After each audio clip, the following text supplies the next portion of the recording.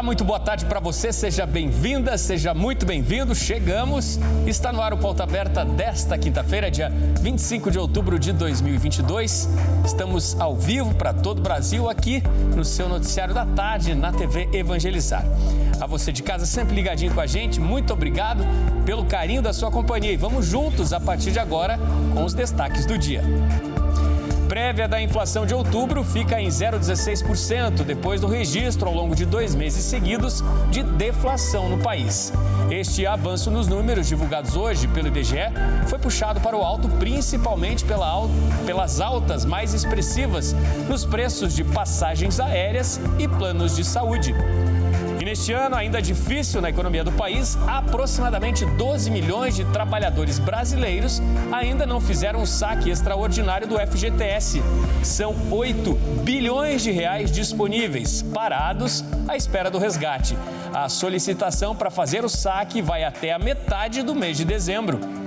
O WhatsApp travado, sem comunicação, interrompido em todo o Brasil. O problema ocorreu esta madrugada, deixou em alerta usuários e não foi só no país, não. Em vários outros foi confirmada a interrupção temporária do serviço. Há 4 dias da grande decisão da Libertadores em Guayaquil, Flamengo e Furacão entram em campo hoje à noite pelo Campeonato Brasileiro. Numa reportagem especial, a gente traz hoje para você algumas curiosidades sobre a viagem do Flamengo ao Equador. E também no programa de hoje a gente fala sobre as dificuldades, sobre a miséria que vira tristeza nas tribos indígenas de história secular que lutam contra a fome e pela demarcação de terras no sul do Brasil. Fique ligadinho com a gente, o Pauta Aberta desta terça-feira já começou.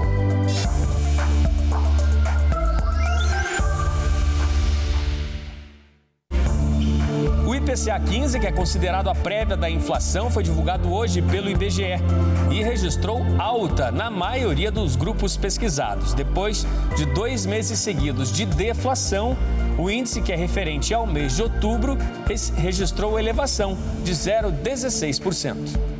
No IPCA 15 do mês de outubro, o preço das passagens aéreas foi às alturas, com aumento de 28,17%. Mas o leite longa-vida, que já foi o vilão da inflação em outros meses, desta vez foi destaque de baixa no indicador de outubro, com redução de quase 10% nos preços. Os combustíveis registraram queda dentro do indicador, com destaque para o etanol, que caiu quase 10%, e a gasolina, que teve quase 6% de recuo.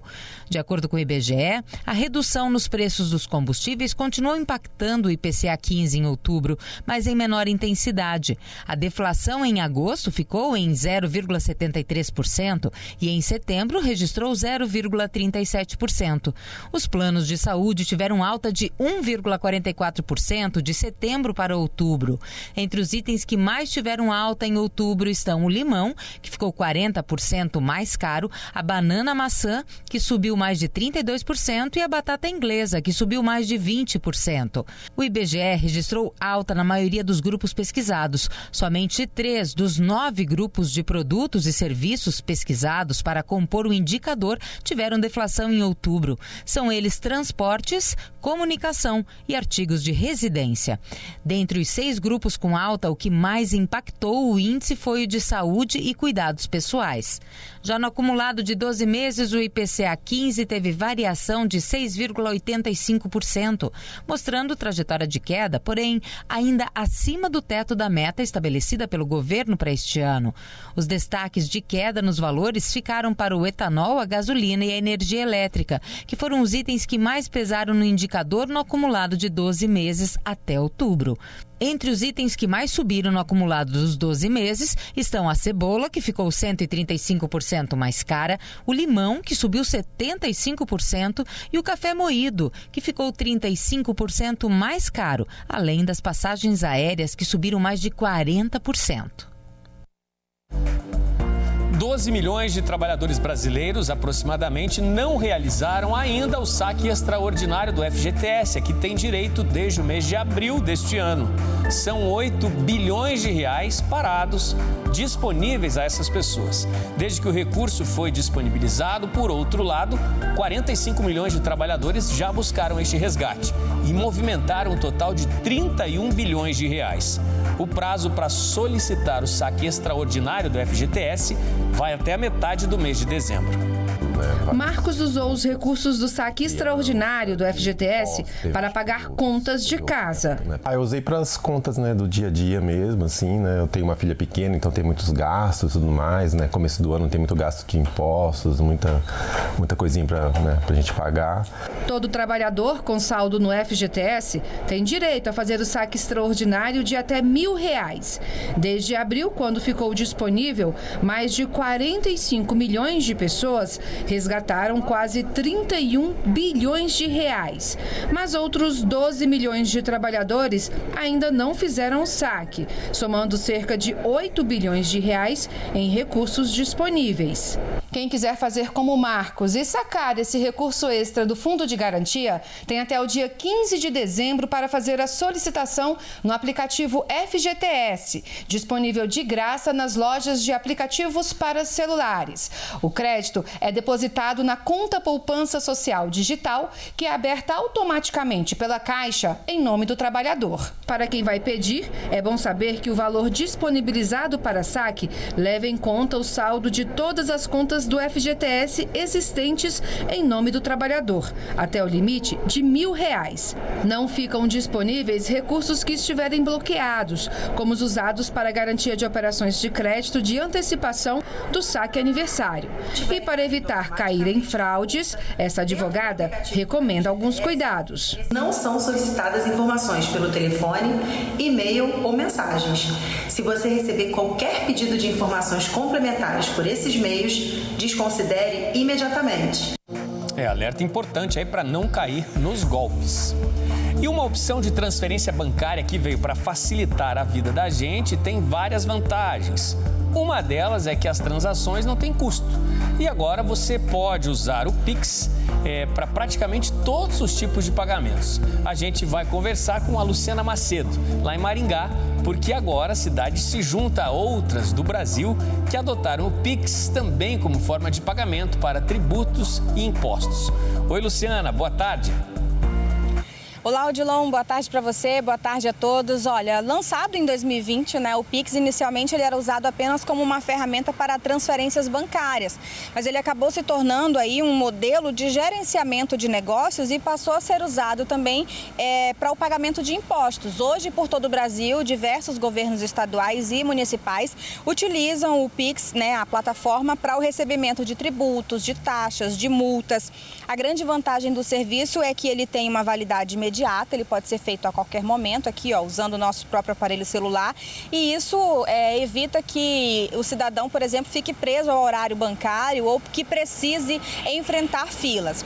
E agora a Prefeitura de Maringá, aqui no noroeste do Paraná, passou a oferecer essa possibilidade também. Os contribuintes agora podem utilizar o Pix para fazer os seus pagamentos, por exemplo, do IPTU, do Imposto sobre Serviços, do Imposto de Transmissão de Bens e Imóveis, além de outras taxas e tributos municipais. Isso implica na economia de tempo e material, porque além de agilizar os serviços e os procedimentos, as secretarias elas vão também reduzir o uso de papel. Além disso, essa nova opção vai garantir uma economia aos cofres públicos, já que a ferramenta ela tem um custo 6 vezes menor do que o valor pago pelo município nos demais serviços bancários. Ou seja, ganha o serviço público e ganha também o cidadão que precisa aí, que vai ter agilidade na hora de pagar os seus tributos e impostos. Volto com você, Odilon. É isso, Luciana. Valeu, muito mais agilidade, para os cidadãos, para os contribuintes na cidade de Maringá. E quem precisou usar o WhatsApp esta madrugada levou um susto. O aplicativo parou de funcionar de repente em vários países. No Brasil, a instabilidade começou lá pelas 4 horas da madrugada. Só voltou ao normal 2 horas depois. A Meta, empresa que é dona do WhatsApp, admitiu as falhas, mas não deu detalhes do problema. Um porta-voz da empresa disse à agência de notícias Reuters que tudo já foi resolvido e pediu desculpas aos usuários por qualquer inconveniente. O site Down Detector, que reúne relatos de falhas em diversos aplicativos e plataformas, registrou um pico de queixas sobre o WhatsApp por volta das 5 horas no horário de Brasília. Até as 5 horas e 24 minutos, foram 7.800 queixas no Brasil. Na Índia foram 11 mil e no Reino Unido foram 68 mil reclamações. Não há volume de queixas significativo em relação ao Facebook e ao Instagram, que também pertencem à mesma empresa. Em outubro do ano passado, os 3 aplicativos ficaram uma tarde inteira fora do ar em todo o mundo por causa de uma falha interna. A falha que aconteceu esta madrugada foi o assunto mais comentado do Twitter hoje de manhã. Vamos falar de oportunidade de trabalho agora. Na próxima quinta-feira, depois de amanhã, vai ser realizado um feirão de emprego aqui no Santuário Nossa Senhora de Guadalupe, em Curitiba. O repórter Lucas Marconsoni tem as informações para a gente. O setor de projetos sociais da Associação Evangelizar é Preciso realiza nesta quinta-feira, dia 27, em parceria com o Grupo Mufato, um feirão de empregos, que acontece aqui no anfiteatro da obra Evangelizar. Temos aproximadamente 220 vagas disponíveis. Dentre essas vagas, a grande maioria são vagas operacionais. Então, repositores, operadores de caixa, zeladores, auxiliares de cozinhas, balconistas de padarias, são várias oportunidades. E detalhe, não estamos exigindo experiência, então oportunidades para todas as faixas etárias, a partir dos 18 anos, para as vagas CLTs. Também temos o programa do Jovem Aprendiz e também temos as oportunidades para os PCDs. Basta apenas que você traga os seus documentos pessoais, então venha munido do seu CPF, do seu RG, da carteira de trabalho. A grande maioria das nossas vagas serão destinadas a um Max Hour, então pessoal da região do Auer, do Fania ali, E temos, vagas em toda a Curitiba, como eu falei. Temos Mufato na linha verde, Mufato no Champanhar, na Alberto Foloni também temos uma loja, no Tarumã, temos na região metropolitana, na Fazenda Rio Grande, em Colombo, em Araucária, Paranaguá também conta com uma loja Mufato. É isso, essa parceria da obra Evangelizar com o Grupo Mufato, que realiza nesta quinta-feira, dia 27, um feirão de empregos. Lucas Marconsoni, de Curitiba, para a TV Evangelizar. São muitas oportunidades interessantes aí, para um emprego formal. Portanto, se você é de Curitiba e região, aproveite. Quinta-feira. Uma doença que preocupa as autoridades de saúde pública é a catarata. Ela é a responsável por mais de 50% dos casos de cegueira em todo o mundo. Os oftalmologistas alertam a população sobre a importância de procurar um especialista assim que os primeiros sintomas da doença sejam percebidos. De acordo com a Organização Mundial da Saúde, a catarata é responsável por 51% dos casos de cegueira no mundo. Isso representa cerca de 20 milhões de pessoas. Segundo a Sociedade Brasileira de Oftalmologia, somente aqui no Brasil são cerca de 550 mil novos casos todo ano. E é claro que isso acende o alerta da importância de se atentar aos sintomas.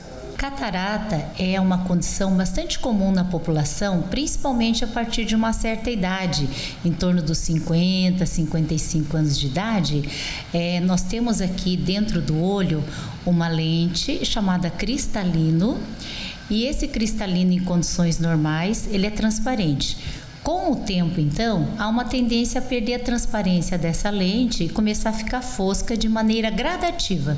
E com isso, a visão vai causando embaçamento, a pessoa no início pode até não perceber, e outros sintomas também, por exemplo, alguns têm referência de visão de halos em torno de luz, em torno de farol de carro, dificuldade maior com claridade. Cuidar da saúde dos olhos periodicamente pode ajudar que doenças relacionadas à visão sejam identificadas e tratadas o mais cedo possível. Muitas vezes a pessoa até é assintomática. E foi justamente o que aconteceu com a Alexandra. Eu estava com embaçamento, a minha visão estava muito embaçada Daí eu fui diagnosticada com catarata. Eu usava o óculos somente para leitura, para dirigir eu não usava, mas de repente começou a embaçar muito para perto. Após o diagnóstico, ela rapidamente passou por uma cirurgia. Esse procedimento é totalmente seguro e não exige a internação do paciente. Quando a pessoa vai submeter então aos exames necessários pré-operatórios de catarata, fazemos uma série de exames, entre eles são feitos também exames do fundo do olho, para eventualmente se observar se a causa da dificuldade da pessoa é apenas a catarata ou pode ter outro fator junto. Mas em sendo apenas a catarata a causa dessa dificuldade, desse embaçamento visual, após fazer a cirurgia, existe uma importante melhora da visão. Nesse procedimento, os médicos retiram a lente natural que ficou opaca e introduzem uma lente artificial definitiva, que faz com que a pessoa volte a enxergar bem. Fiz a cirurgia já faz algum tempinho e graças a essa cirurgia eu ganhei a minha liberdade de não usar mais o óculos. É isso, parece milagre, mas é a busca, pelo tratamento adequado na hora certa. Alívio para tantos e tantos pacientes. Vamos para o intervalo, gente. A seguir, a Justiça Eleitoral recebe 43 mil denúncias de propaganda irregular para as eleições deste ano. São Paulo é o estado com o maior número de registros feitos no TSE. E ainda o Pauta Aberta, de olho na final da Libertadores em Guayaquil. Hoje a gente mostra para você detalhes de como o Flamengo viaja ao Equador para o duelo contra o Atlético Paranaense nesta grande decisão.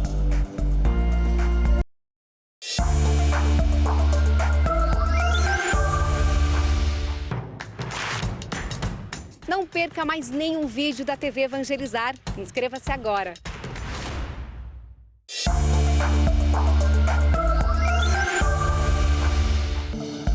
Pauta Aberta está de volta para esse segundo bloco, agora 4h58 da tarde. Estamos ao vivo para todo o país. A você de casa sempre ligadinho com a gente, muito obrigado pelo carinho da sua companhia. Vamos falar sobre as eleições 2022. Olha só, a Justiça Eleitoral recebeu aproximadamente 43 mil denúncias de propaganda irregular referente às eleições deste ano. São Paulo, o maior colégio eleitoral do país, é também o estado com o maior número de notificações. O aplicativo Pardal da Justiça Eleitoral recebeu 43.074 denúncias de propaganda eleitoral irregular referentes às eleições gerais de 2022.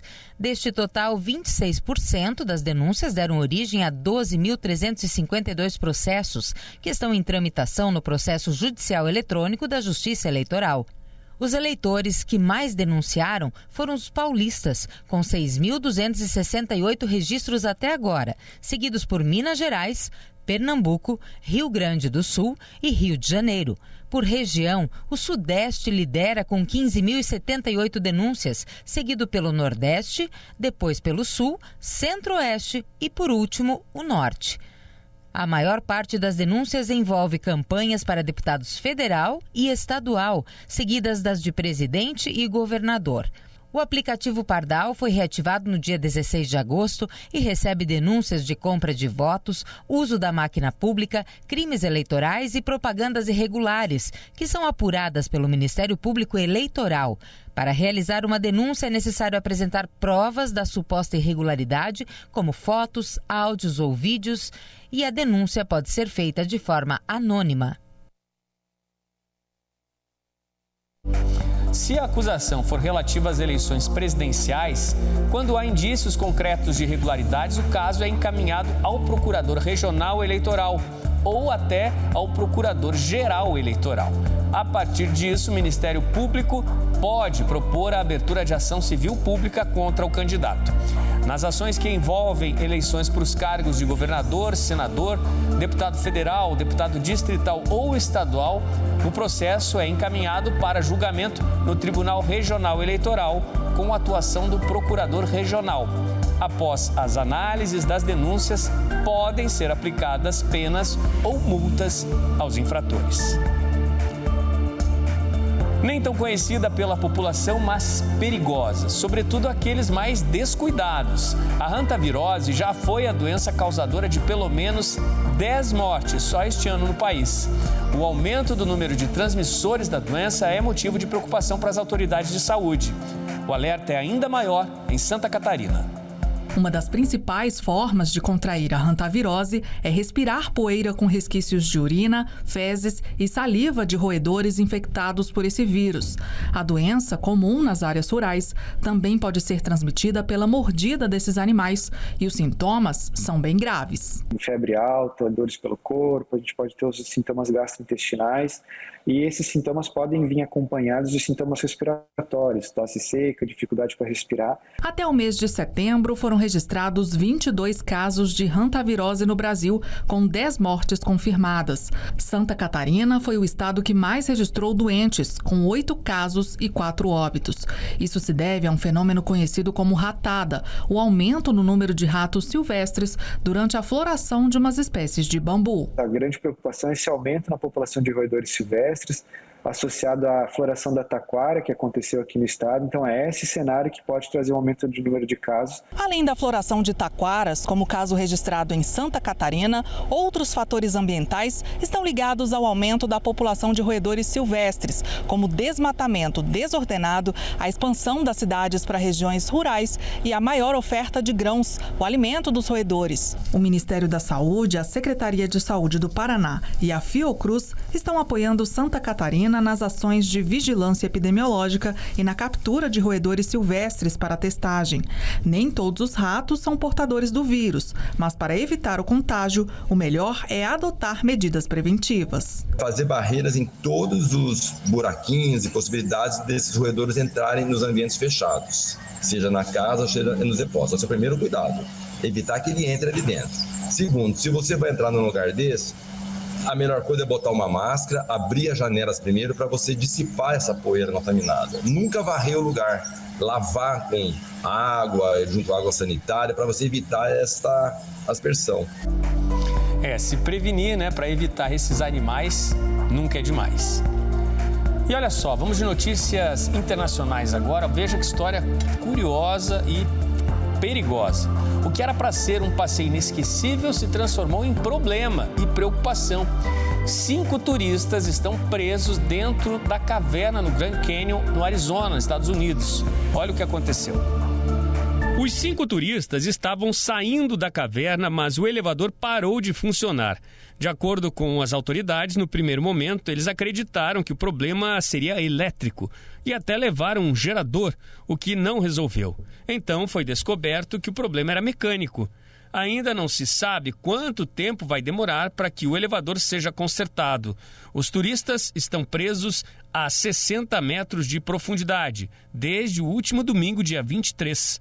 As 5 pessoas estão hospedadas na suíte do hotel subterrâneo e lá tem também um restaurante. O hotel trabalha para deixar os turistas confortáveis no local até que o problema com o elevador seja resolvido. As equipes de manutenção trabalham, aceleram o passo para consertar os estragos. São momentos difíceis, né, para esses turistas que já estão há 2 dias presos no fundo da caverna lá no Arizona, no Grand Canyon. Aqui no Brasil, no município do noroeste do estado do Paraná, ele se posiciona entre os maiores produtores de café do país. Aposta na qualidade dos grãos que produz, né, a qualidade que faz da região, hoje ponto de referência quando o assunto é café de alta qualidade. Mandaguari, na região noroeste do Paraná, é destaque na produção de um café de alta qualidade. O município está entre os maiores produtores do grão no estado. São quase 2.000 hectares de área plantada. Agora, os produtores de café da região estão em busca de um selo de identificação geográfica junto ao Instituto Nacional de Propriedade Industrial. Por isso, os agricultores têm recebido capacitações pelo SEBRAE. Quando vai se vender um café que possui uma identificação geográfica ou outro produto, como nós temos no Paraná, mas falando do café, ele consegue um valor diferenciado, ele consegue acessar mercado por conta de ter a identificação geográfica, ou seja, ele tem mais competitividade e ele agrega valor na hora da venda. O município possui um café característico devido a atributos diferenciados, como lavouras familiares, solo e localização. Mas, aliado a isso, é necessário que eles aprimorem as técnicas de cultura e manejo para continuarem produzindo um café de qualidade. O produtor ele precisa escolher a variedade certa, que tenha um potencial de bebida excelente e que tenha uma alta produtividade. Após isso, o produtor tem que saber em qual local vai plantar. Então, dependendo do local que é plantado, o cafeicultor já vai conseguir uma bebida melhor, né? E também tem a questão do manejo do café, o manejo e tratos culturais, como adubação, controle de pragas e doenças, tudo isso vai levar a uma nutrição melhor da planta, que vai elevar a qualidade de bebida. Após o manejo e trato cultural adequado, vem a colheita do café, que é uma etapa bem importante, que é a colheita do fruto maduro, que vai levar a um potencial de bebida maior. Após a colheita vem a parte da secagem, processamento do café. Então tudo isso também tem que ser bem feito para se manter a qualidade de bebida do café. Os produtores aguardam o selo com ansiedade, por ser um reconhecimento que ampliará o mercado e poderá gerar mais negócios. Vai abrir um leque muito grande à venda, à comercialização e incentivo aos jovens produtores, continuidade da cafeicultura e da família no campo, né, no setor de café. Nosso assunto agora é realidade sofrida pelos indígenas no sul do Brasil. A fome causada pela extrema pobreza de tribos guaranis no interior do Paraná é apenas um dos imensos problemas desses descendentes dos mais antigos moradores do nosso Brasil. São séculos de história, né? E hoje muita dor. Em alguns casos, a falta da demarcação das terras que deveriam ser deles torna-se outro problema que agrava ainda mais a miséria. A fome assombra a aldeia Marangatu, um território onde vivem em miséria crescente mais de 200 famílias indígenas no oeste do Paraná. Com séculos de história, o povo guarani se vê sem saída. É muito triste. Ter fome não é brincadeira, não. E aqui a gente passa fome. Então, não é porque a gente é vagabundo, a gente não quer trabalhar. A gente não tem mesmo espaço para trabalhar, para plantar, para produzir comida. Aqui a área é muito pouco aqui. Aqui na Marangatu é tudo pedra aqui. Não tem espaço para plantar. A situação é um paradigma de muitos povos originários no Brasil. À espera de uma demarcação de terras que não chega, a comunidade sucumbe ao desemprego, à fome e à desesperança. Antigamente a gente, quando o branco entra, abrindo a estrada ou roçando o mato, aí tinha bastante espaço, a gente corria para outro canto. Mas agora não, agora já não tem meio para correr. Agora tem que sair de demarcação. Com o tempo, as portas têm se fechado para os guaranis. Os latifundiários da região oferecem cada vez menos trabalho e a última ajuda alimentar que recebiam do governo foi cortada há 3 meses. Daniela é uma das poucas ava-guaranis que conseguiu emprego. Ela trabalha em um frigorífico e usa o salário para abater a dívida contraída para pagar os estudos, mas sobra pouco para alimentação. Aqui na cidade mesmo é difícil a gente ser bem recebido, assim. Nem o trabalho, a gente até tem vergonha de pedir cesta básica, né? Porque eles falam, tem que trabalhar para comprar as coisas. Mas eles não entram aqui para ver a nossa realidade. 14 aldeias da região esperam um dia ser reconhecidas como terra indígena. Segundo o brasileiro Instituto Socioambiental, das 725 terras indígenas existentes no Brasil, 237 ainda aguardam demarcação. Futebol. Pelo Campeonato Brasileiro, ontem à noite o Fortaleza recebeu o Atlético Mineiro no estádio Castelão. Placar 0-0. Não foi bom para os donos da casa, não foi bom para o Galo, que luta para entrar no G6 do Brasileirão. Depois de fechados os jogos das 33 rodadas, veja como está a classificação. O Palmeiras segue líder do Campeonato Brasileiro com 71 pontos marcados. O Internacional é o segundo com 61 pontos. O Flamengo vem em terceiro com 58 e o Corinthians fecha o G4 em quarto lugar com 57 pontos anotados. Na zona de rebaixamento, o Atlético Goianiense é o 17º com 33. O Cuiabá é o 18º com 31. O Avaí é o 19º com 28 pontos marcados e o Juventude é o 20º com 21 pontos anotados. E já tem jogo essa noite pela Série A na abertura da 34ª rodada, com Atlético e Flamengo que entram em campo hoje em Curitiba e no Rio. É o último compromisso no Brasil dos finalistas da Libertadores antes do embarque para o Equador. No Maracanã, às 9h45 da noite, o Flamengo recebe o Santos. No mesmo horário, na Arena da Baixada, em Curitiba, tem Atlético Paranaense e Palmeiras. Pois é, Flamengo e Furacão jogam daqui a pouco, com a cabeça no outro lado do continente. No próximo sábado, Flamengo e Atlético fazem a grande final da Libertadores 2022. Na reportagem que você vai ver agora, a gente traz alguns dos detalhes sobre como vai ser o embarque do Flamengo para o Equador. Faltam 4 dias para a final da Libertadores da América de 2022. E com a proximidade da grande decisão, Flamengo e Atlético Paranaense já têm toda a estrutura de logística preparada. Mesmo com dificuldades de arrumar quartos de hotel em Guayaquil, o Flamengo reservou cerca de 95 quartos para a delegação e outros 65 para familiares de jogadores e comissão técnica. A aeronave que deixa o Rio de Janeiro às 10 horas de quarta-feira tem 34 poltronas executivas que viram camas. Dessas, 29 serão usadas por jogadores. Bruno Henrique, Rodrigo Caio e Mateusão, que não podem jogar a final, também irão viajar com a delegação. O voo com a delegação é o único que vai direto para Guayaquil e deve durar aproximadamente 6 horas. Ao todo, o Flamengo fretou 3 voos, que levarão na delegação jogadores, comissão técnica, diretoria, vice-presidente e familiares. No hotel, os jogadores ficarão em quartos individuais e terão uma grande estrutura ao seu redor, com fisioterapia, academia, alimentação e estrutura para treinos.